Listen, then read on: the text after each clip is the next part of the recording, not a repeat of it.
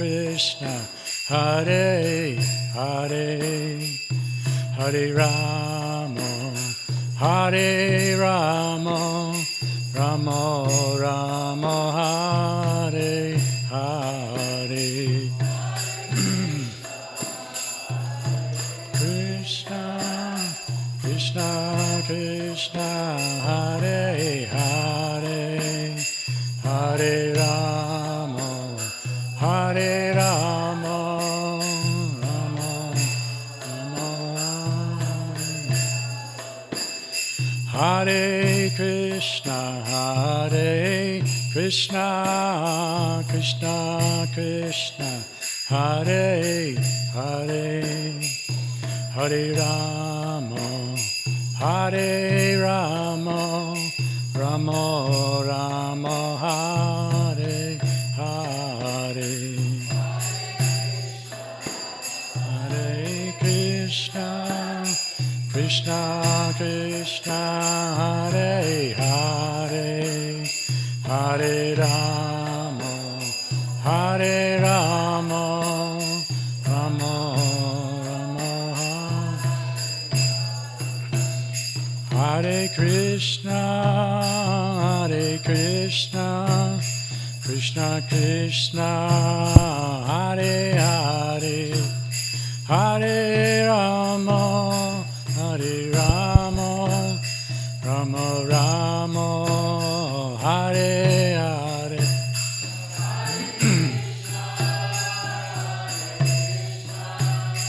Krishna Krishna, Hare Hare, Hare Rama, Hare Rama, Rama Rama. Jaya Prabhupada, Jaya Prabhupada, Jaya Prabhupada, Jaya Prabhupada.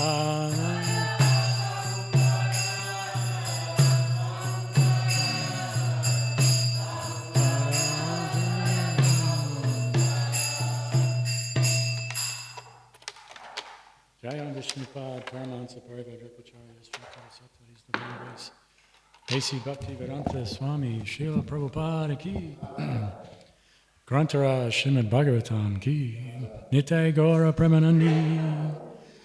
All glories to the assembled devotees. All glories to the assembled devotees. All glories to Sri Guru and Gauranga.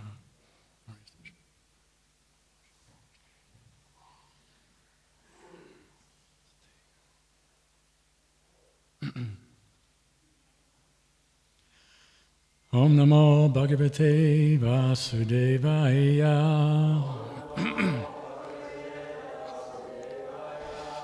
Om Namo Bhagavate Vasudevaya.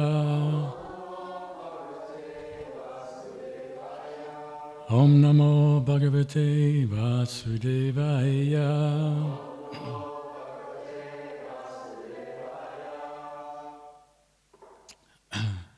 Morning, everyone. Today we're reading Canto 3, Chapter 23, Text 9.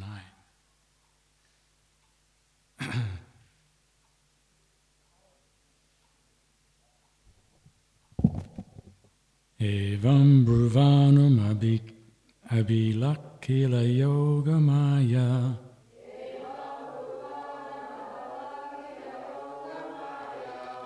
Vidya Vichakshanam Avekshayagati Dhyasit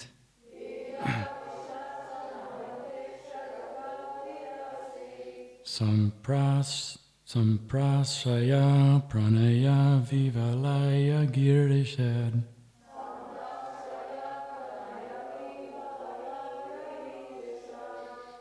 Vrida Viloka Vilasad Tasitananaha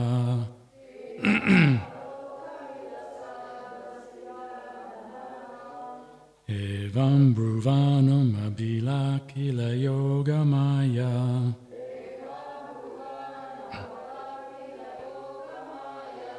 Vidya Vichakshanam Aveksha Gatidira Asit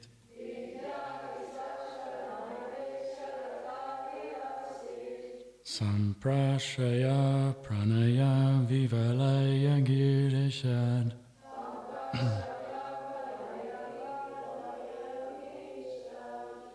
Vida viloka vilasad dasitanaha.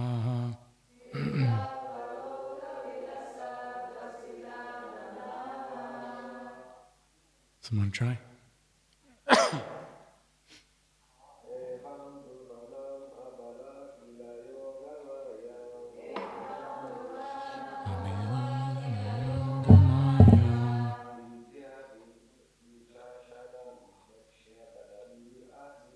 Vijja vichakshana vikshayasi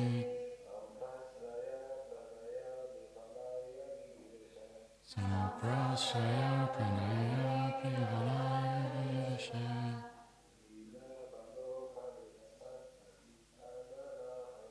vijja viloka vilasadasitananaha. Ladies?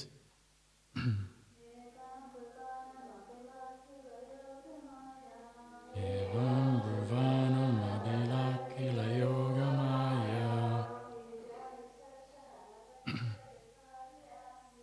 Vijja vichakshana vivikshayatadhyasit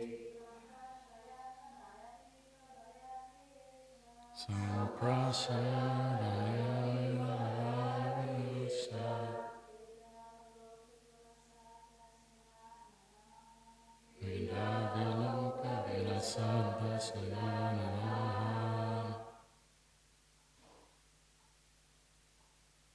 Anyone else? Evam, thus, Bruvanam, speaking, Abala, the woman, Akila, all, Yogamaya, of transcendental science, Vijja Vichakshanam, excelling in knowledge, Aveksha, after hearing, Gata Adhi, satisfied, Asit, she became, Samprashraya, with humility, Pranaya, and with love, Vivalaya, choked up, Gira, with a voice, Ishat, slightly, Vridha, bashful, Avaloka, with a glance, Vilasat, shining, Hasita, smiling, Anana, her face, aha, she spoke. Translation and purport by His Divine Grace, A.C. Bhaktivedanta Swami Prabhupada Ki. Upon hearing the speaking of her husband, who excelled in knowledge of all kinds of transcendental science, innocent Devahuti was very satisfied. Her smiling face shining with a slightly bashful glance, she spoke in a choked voice because of great humility and love. Please repeat. Upon hearing the speaking of her husband, who excelled in knowledge of all kinds of transcendental science, innocent Devahuti was very satisfied. Her smiling face, shining with a slightly bashful glance, she spoke in a choked voice because of great humility and love. Purport.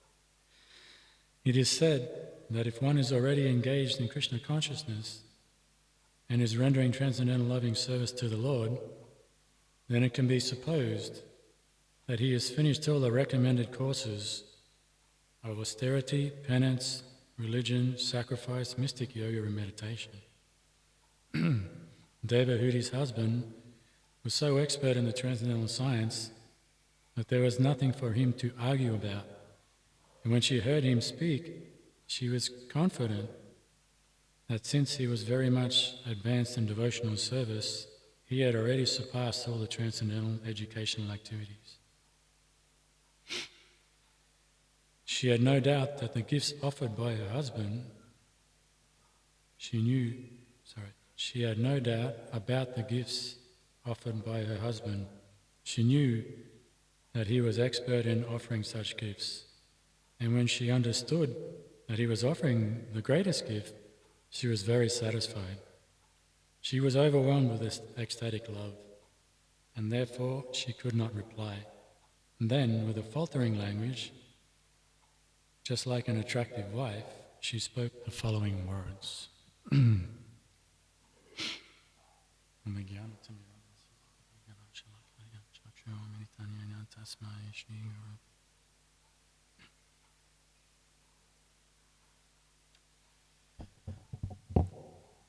So here we are, speaking the Srimad Bhagavatam. So we're hearing these pastimes of Kadama Muni and Devahuti. And I think it's important to understand for our newer people that these personalities we read about in the pages of the Srimad Bhagavatam, they're not your normal souls. They're basically all the great personalities from all over different parts of the universe.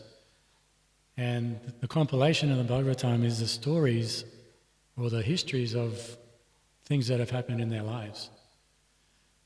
So here we're hearing of the ideal couple in the material world.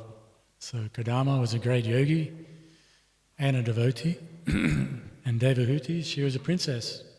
And at the same time, she became attracted to Kadama from hearing from Narada. She'd never met him before, but just by hearing from Narada Muni about the glories of Kadama Muni, then I wouldn't say attachment, but attraction began in her heart.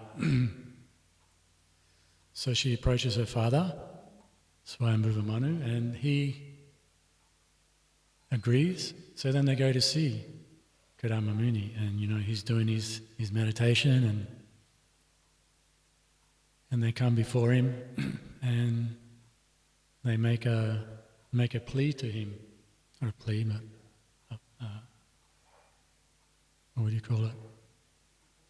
Proposal. Thank you. And Kadama was also getting to the point in his life where he was like, yeah, I think I need to find someone. So Devahuti, being a young, very qualified, beautiful young lady, Kadama was like, okay, I think this is the one. Through all the back and forth conversation. So then they go off to the forest because he lives in the forest. And she's a princess. So that's a hard thing for someone who's grown up with all the comforts of the world to go live in a small hermitage in the forest.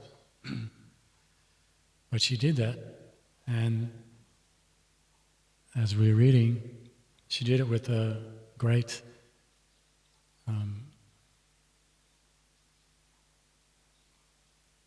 devotion, humility, sincerity. In the last verse, Prabhupada gives 4 qualities of how she was serving Kadama Muni. And sincerity, love, attention. Can't remember the last one. So there's a principle that is here, that is there for all of our situations in life. And we read in the Bhagavad Gita in chapter 4, text 34. Anyone know that verse?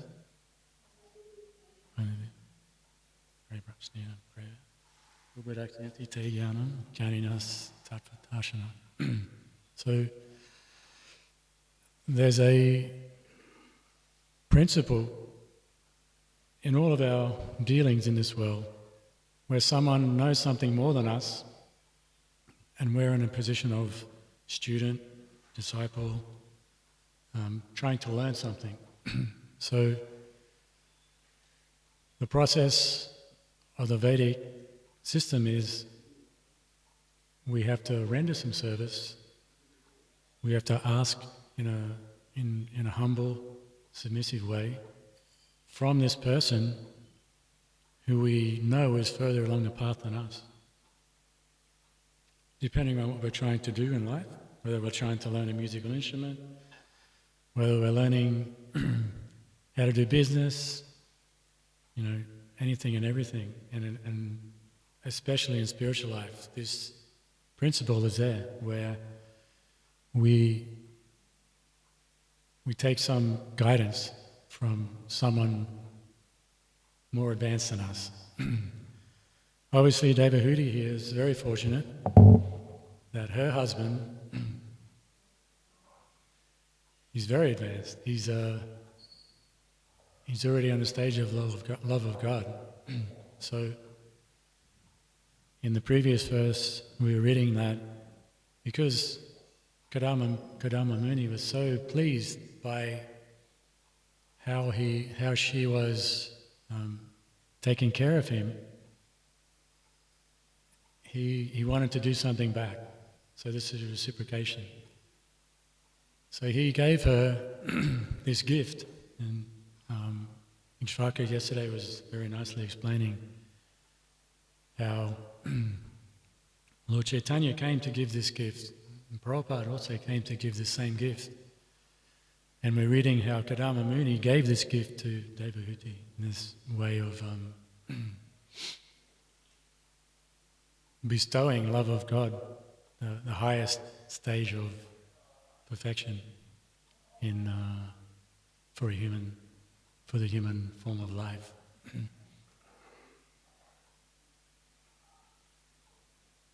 So this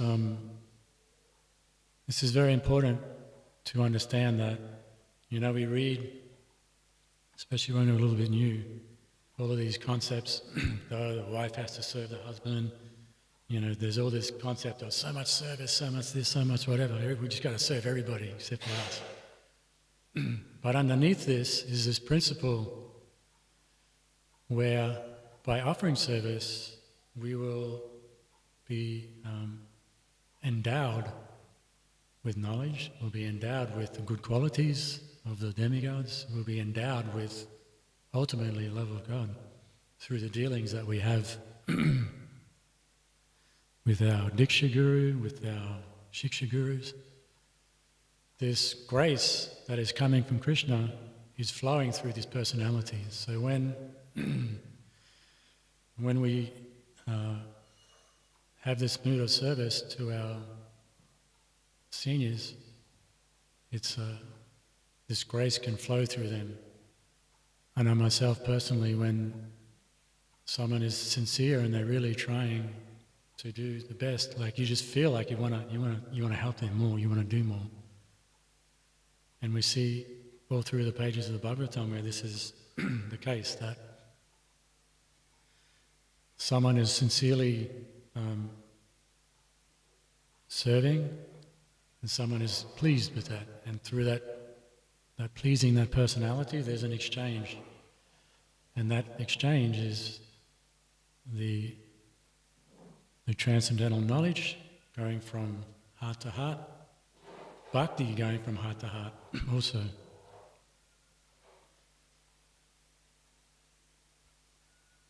I think in ISKCON we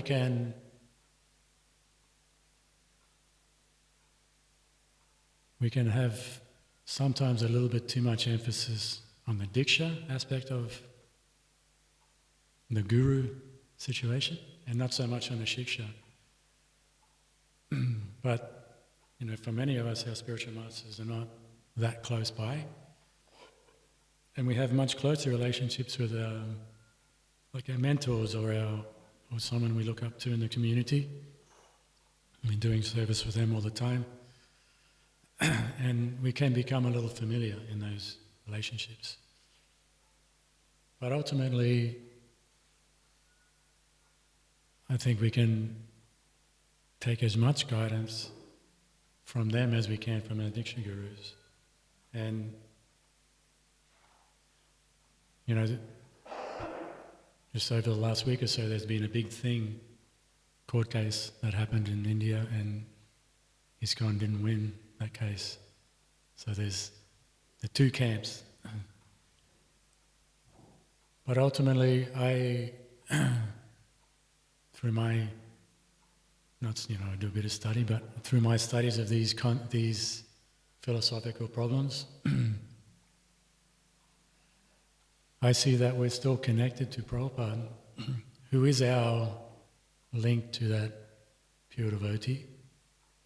We have many devotees who are pure also, but Prabhupada is our founder acharya within ISKCON. So our spiritual masters, when we take initiation, or we already have taken initiation, they are bringing us to the feet of Prabhupada.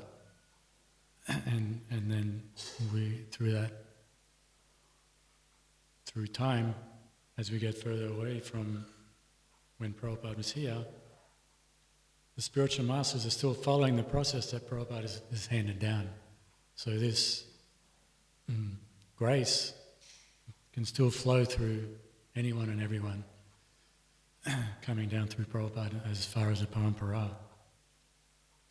So, to understand who's someone who is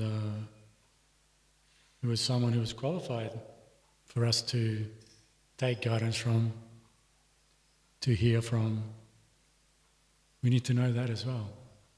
Otherwise we can just, you can go on Facebook and Instagram and YouTube, and there's thousands of people telling you all kinds of stuff out there. But who are they?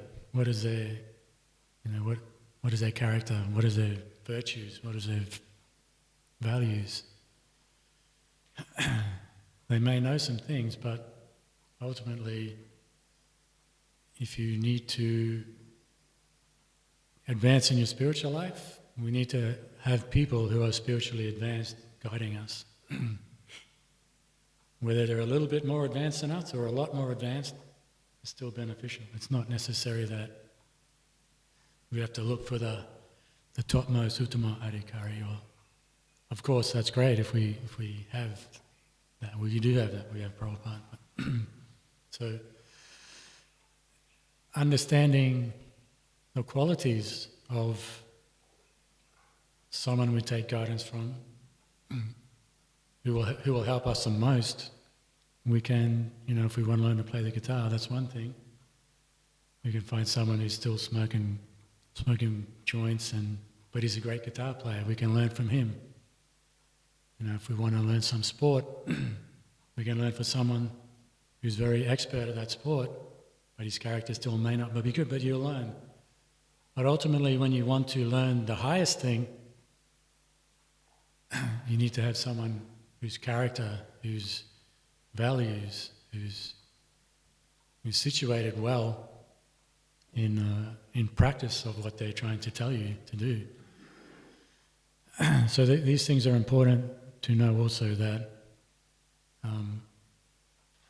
in that 434 in the purport, Prabhupada says the first thing, if we're looking for someone to help us and guide us, what is the first thing we need to know about that person? Anyone got a...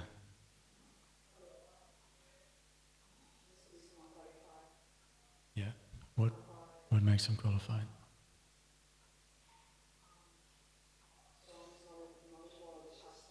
Yeah, knowledgeable of the Shastras, yeah. They... Anyone else? Disciplic succession is the first thing Prabhupada mentions in that purport. They have to be in a bona fide disciplic succession. And then they also have to be following the process. Obviously, well versed in Shastra, and following the process themselves. Because you may be in the right sampradaya. You may know some things about Shastra, but you may not also be, following or practicing. So those are some of the things, and you'll find that there's a period of time where the disciple and the spiritual master get to know each other. And that's a time when we can not judge, but observe their behavior. Do they really know? Are they following? All these kind of things. So, if we're ticking all the boxes, then we can put some trust and some faith in that person and then begin our inquiry, service and inquiry, as chapter 4:34 says. So for me, I find that these pastimes, we need to look for the lesson. Sometimes it's kind of like, it's over our heads, but ultimately there's a lesson and there's a principle that's been shown in a lot of these pastimes. So rather than getting caught up in the details of should a woman serve, should the man serve, should like this, the underlying principle is that if our goal in life is self-realization, we need to take guidance from people who are further along the path than us. Whether that's our husband, whether that's a spiritual master, whether that's our parents, whatever it may be, we take guidance. That's an important part of the process. And in many cases, even in the Bhagavatam, there's situations where the details of who should be doing what is not always clear. I mean, say for example, on this principle of, student-teacher, we have Sukadeva Goswami. He's a young man, but he's been asked to speak in an assembly of sages who are much, much older than him. But those sages understood that this guy is actually more advanced than us. But the etiquette is, the elders, the youngers always let the elders speak. But the elders are like, no, we want you to speak because you're more advanced. We want to hear from you. So through the Bhagavatam you'll see different situations where the details are different, but the principle is always observed. So with that, can anybody come up with some more examples in the Bhagavatam or the Bhagavad Gita or Chaitanya Charitamrita where there seems to be culturally there's a change in the external way that things are normally done? Think of any? Prahlad Maharaj is a good example, yes. Yeah, he's a young boy. And he was really advanced. But his father, who was his superior, didn't want to hear anything he had to say, although he tried sometimes. So Prahlad Maharaj, anyone else? 4 Kumaras. How was that situation?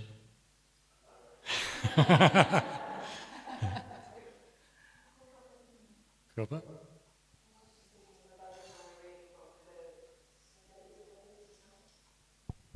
Kapila. Yeah. Well, at the end of these pastimes is Devahuti. We have Kapila, her son. So again, normally the parents are offering guidance to the child, but here Kapila Dev is instructing his mother. Uddhava. Uddhava. How did How was that one? When Vitra asked instruction, he, instead of him speaking, he asked Maitreya to speak Oh, because he was junior. Well, see, that's following the etiquette because Maitreya was older than Uddhava, although Uddhava was probably more advanced. So, yeah. Dhruva Maharaj? Yeah. What about Vidura? Vidura socially was in a lower position than, say, Dhritarashtra and just through birth, but he was actually more advanced. So he was trying to instruct Dhritarashtra, Duryodhana, and they didn't want to hear. I guess that's the opposite, Scott. When someone is instructing but you're not hearing.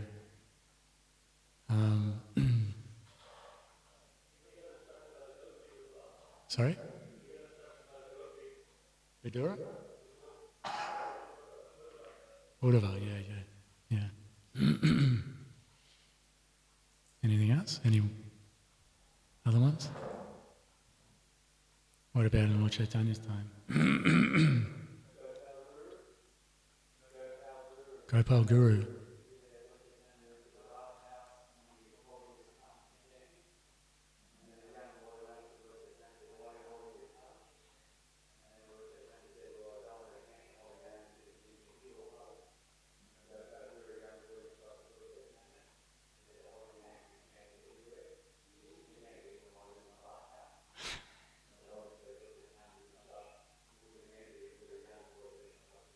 Yeah, nice. I like that. Yeah, Haridas. Haridas Thakur, well, there's quite a few times when, socially he was in a lower position, but because of his advancement, he instructed many devotees, many senior people in the process of chanting. And also, when the prostitute came to him those 3 nights, and then she became a disciple of Haridas. And then she became very advanced, and people would come to her to hear from her. So obviously her sort of social situation was not very whatever, but because of her advancement, people who understood, they would come and see her and hear from her.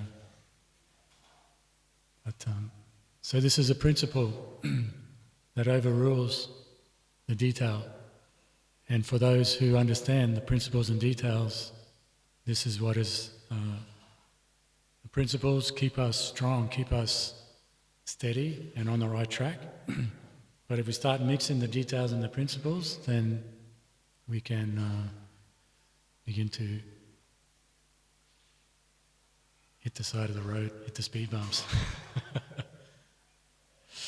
All right, thank you very much. Any questions or comments?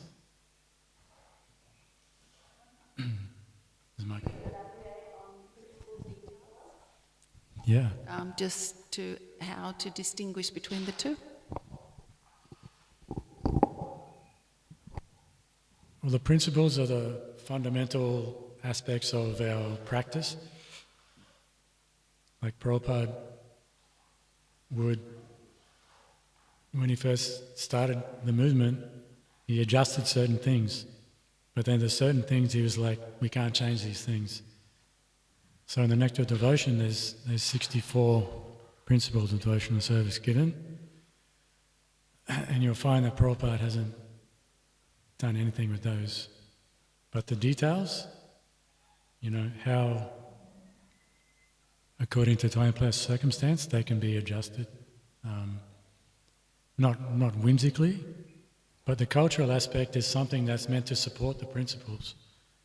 And if that's not happening, then there can be adjustments made with the details. Principles still stay the same, but the details can be adjusted. There's obvious examples. I'm sitting here wearing my pants in Bhagavatam class. But it's yeah, I'm not going to be a Chandrasekhar. But it's whatever helps you become more Krishna conscious. Some people, they like the dhotis, some people like the pants. Who cares? If it's helping you in your Krishna consciousness, that's fine. That's the important thing. We need to... For some people, it's a block. For some people, it's not. So if it is, then find a way to do what you need to do.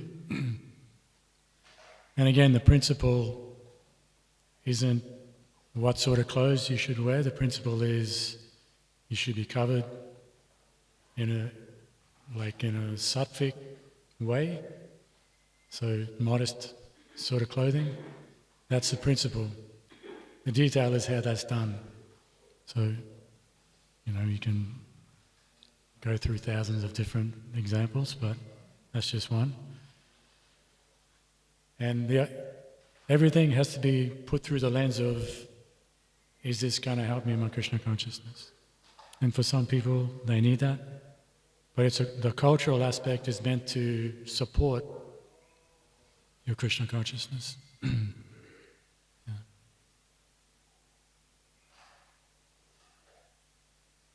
Anything else?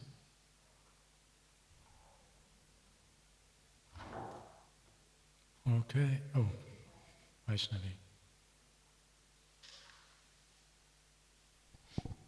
Thank you for the class.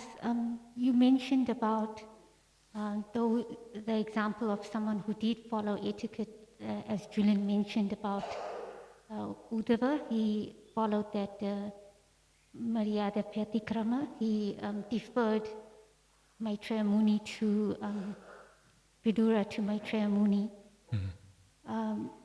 So there's many nuances. You talked about principles and details. So there could be someone who's been in the movement for so long but not really practicing, and then someone new comes and then they're speeding through their bhakti because maybe from a previous life. So there's externally these things they may be there.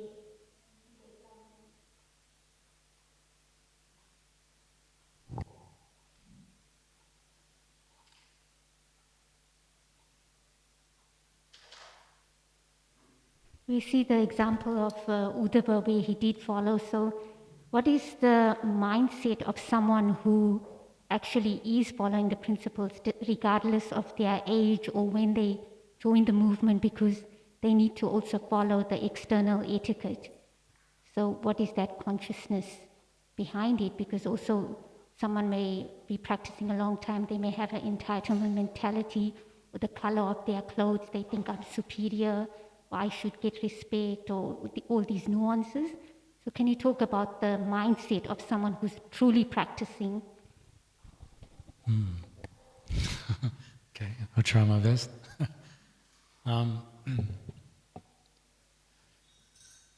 Like Uddhava,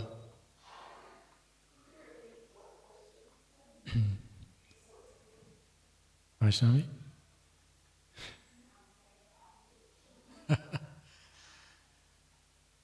What is the mindset of someone who knows the principles, the details, how to apply them in the right circumstances? Is that correct? Well, it's like everything. It's we make mistakes and we learn from those mistakes. So we may not get it right every time, and in certain circumstances we may get it wrong. But you see, in the example of Uddhava, that he, I guess, those kind of personalities, it's hard for us, but like in our situation, generally we'll follow the etiquette. So even if someone is more advanced, but there's an elder person there, we'll let them speak. But you'll find that that elder person will understand that maybe there's someone here more advanced or more knowledgeable in some aspects. So then they'll say, hey, what do you think? Can you also offer your opinion or thoughts? So in that way, the etiquette is followed, but then the senior devotee will say, well, what do you think? You know, give us your realization on that. What do you think? I've seen that many times here and in other places where, like you mentioned, someone who is younger, but you know they have some realization, some depth, and an elder devotee also has that, but because they're humble, they will offer an answer, but then they'll offer like, you know, would you like to also share your thoughts on that? So for me, that's how, like, I'm sitting at a table, I don't speak. If there's elders, I just listen. That's just me. But you get someone say, I won't say names, but others where it's, whether it's coming from, you know, pride or something, they just want to, they have to nearly jump in and say something. But yeah. But the mindset is like, if there is a connection with that person, then I feel I have a place where I can say something. You know, because again, it's about the relationship. If there's some service being done or, you know, some inquiries, and you can see there's some sincerity, then I feel that it's like our duty to help that person. Well, it is our duty.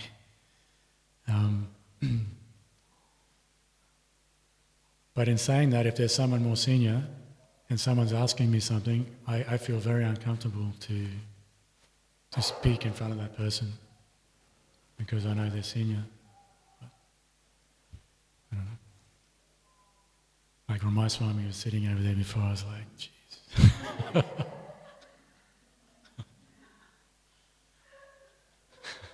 Here I am up here.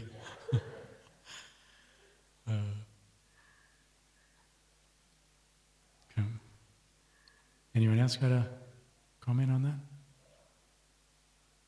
Corrections? Prabhu?